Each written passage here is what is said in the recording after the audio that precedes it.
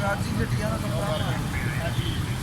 ਕੱਪੜਾ ਦਾ ਖਾਓ ਖਾ ਲਓ ਭੱਜ ਜਾਂਦੇ ਗੱਡੀਆਂ ਖਰਾਬ ਅਸੀਂ ਆ ਦੋਵੇਂ ਬਾਜ਼ੂ ਨੇ ਨਾ ਕੀ ਹੈਗਾ ਆਪਦਾ ਕਰ